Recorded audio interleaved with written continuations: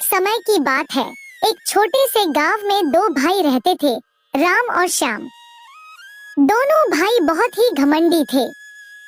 वे हमेशा अपने आप को सबसे श्रेष्ठ समझते थे और दूसरों को नीचा दिखाने का कोई मौका नहीं छोड़ते थे।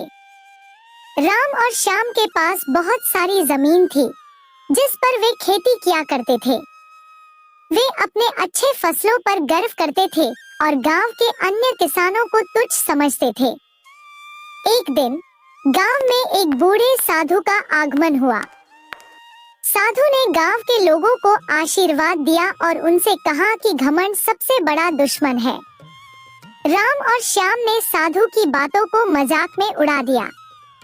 उन्होंने साधु का अनादर किया और उसे अपने खेतों से भगा दिया।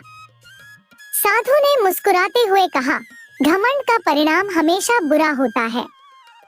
समय आने पर तुम दोनों को इसका एहसास होगा।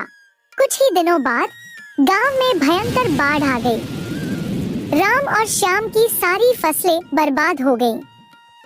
उनके पास खाने के लिए कुछ भी नहीं बचा। उन्होंने गांव के लोगों से मदद मांगी, लेकिन अपने घमंडी स्वभाव के कारण कोई भी उनकी मदद करने को तैयार नहीं हुआ।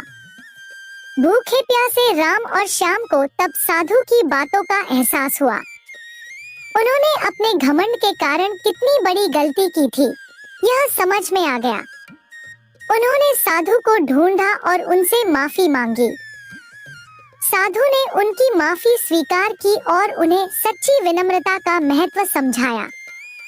राम और श्याम ने अपने घमंड को त्याग दिया और विनम्रता और सहयोग का रास्ता अपनाया। उन्होंने गांव के लोगों के साथ मिलकर फिर से अपनी फसलें उगाईं और धीरे धीरे उनकी मेहनत रंग लाई। अब वे सबके साथ मिलजुल कर रहते थे और अपने घमंड भरे अतीत को भूलकर एक नई शुरुआत की।